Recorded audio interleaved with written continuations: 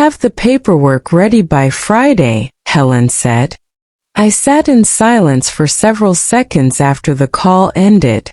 The kitchen felt strangely quiet. For 41 years, every major decision in my life had been made with Margaret sitting across from me at that table. Now I was about to make a decision that would permanently change the future of our family. Not because I wanted revenge, because I had finally accepted the truth. My daughter wasn't trying to protect her mother. She was trying to control her. And if Margaret and I did nothing, she would eventually succeed. The next morning, Margaret was already awake when I walked into the kitchen. She was sitting at the table with a cup of coffee and a yellow legal pad. "Didn't sleep much?" she asked. "No. Me neither." I sat down beside her. For a few minutes neither of us spoke. Then Margaret reached across the table and covered my hand with hers. "You're grieving," she said. I looked at her. "What am I grieving?" "Our daughter." The words hit harder than I expected. Because they were true. Not dead. Not gone. But somehow lost.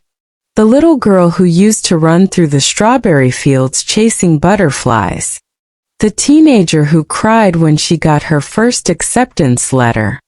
The young woman who hugged me so hard after law school graduation that I thought she'd break my ribs. That girl felt very far away. Margaret squeezed my hand.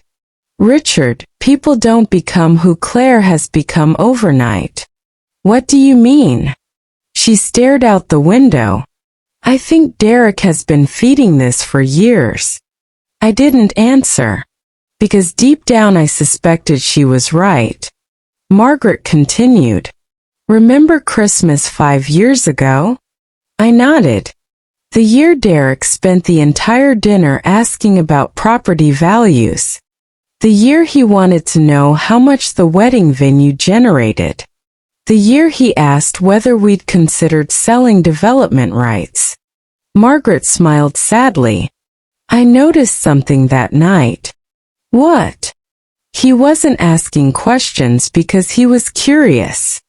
She looked directly at me. He was calculating. For the next hour Margaret began listing moments I had forgotten. Small moments. Comments. Questions. Looks exchanged across rooms.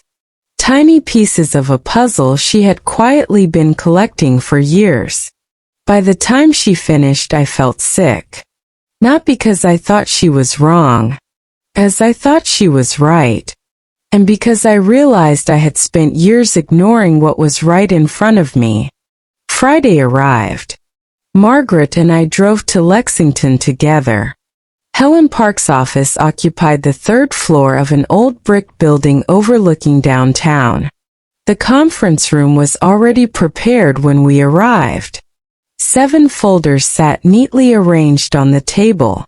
7 signatures. 7 board positions. 7 people Margaret trusted. Our pastor. A retired judge. A local agricultural professor. 2 neighboring farmers. Bill Tanner. And Helen herself.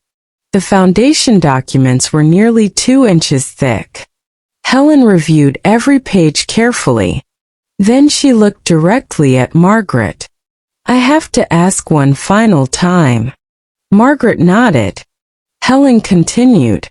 "Do you understand the consequences of this decision?" "I do." "Do you understand that these assets will no longer pass through traditional inheritance?" "I do." "Do you understand that your daughter may never forgive you?" The room became very quiet. Margaret looked down at the papers. Then she surprised all of us. Tears filled her eyes. Not many. Just enough. Because despite everything that had happened, she was still a mother. "I don't need Claire to agree with me," she said softly. "But I do need her to understand something." Helen waited. Margaret's voice never wavered. This farm was never an inheritance. She placed her hand on the documents. It was a responsibility. The room remained silent. And anyone willing to destroy their own family to obtain it has already proven they don't deserve it. One by one the signatures were completed. The final document was notarized at 3:47 p.m. At 3:48 p.m., nearly $900,000 in assets, the wedding venue, the agritourism operation, and all associated business interests officially became property of the Margaret and Richard Callaway Agricultural Heritage Foundation. The transfer was complete, permanent, irreversible. For the first time in months, Margaret smiled. Not because she had won, because she had protected what mattered. The phone rang 3 days later. It was Claire.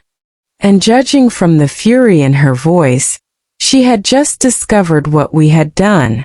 Daddy, I had never heard my daughter sound like that before. Not anger. Panic. Real panic. What have you done? Did you like this story? Which city are you listening from? Let's meet in the comments. If you enjoyed this, support the channel with a super thanks so I can keep bringing you more stories like this. Don't forget to subscribe. See you in the next one.